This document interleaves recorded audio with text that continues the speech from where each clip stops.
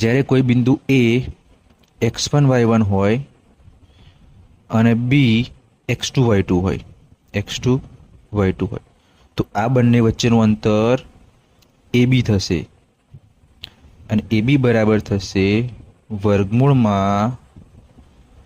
વર્ગમૂળમાં એક્સ એમનો તફાવત એટલે કે x1 - x2 નો વર્ગ વત્તા y1 - y2 નો વર્ગ. આ આપણું થશે અંતર સૂત્ર. એટલે આ સૂત્રનો ઉપયોગ કરીને આપણે આ દાખલો ગણવાનો છે.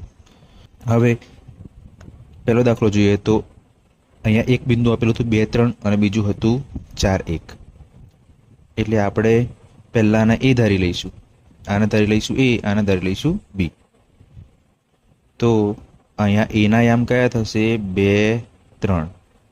એ જ રીતના બીના યામ 4 1. એટલે x1 કેટલા થયા?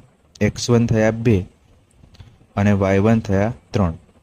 એ જ રીતના x2 થયા 4, y2 થયા 1.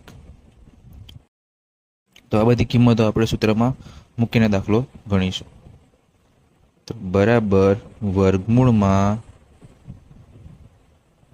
x1 ની કિંમત હતી 2 ઓછા x2 ની કિંમત હતી 4 એનો વર્ગ વત્તા y1 ની કિંમત 3, y2 ની કિંમત ઓછા 1 એનો વર્ગ.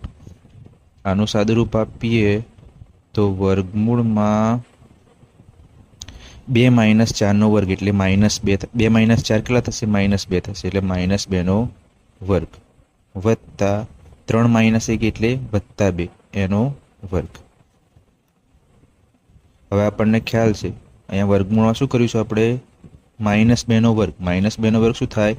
4 થશે વત્તા +2 નો વર્ગ શું થાય? એ પણ 4 થશે. અને 4 + 4 શું થશે? 8. 4 + 4 થશે 8 એટલે બરાબર વર્ગમૂળમાં આપણે 8ને 4 × 2 સ્વરૂપે લખીએ એટલે 4 દુ 8 આ સ્વરૂપે આપણે લખીશું. અહીંયા આપણને 4 નું વર્ગમૂળ ખબર છે કેટલું થાય? 4 નું વર્ગમૂળ 2 થશે અને 2 રહ્યો એનું વર્ગમૂળ ખ્યાલ નથી એટલે આપણે એને વર્ગમૂળમાં જ રાખીશું. એટલે 2 વર્ગમૂળમાં 2 એ આપેલ બે બિંદુઓ વચ્ચેનું અંતર થશે.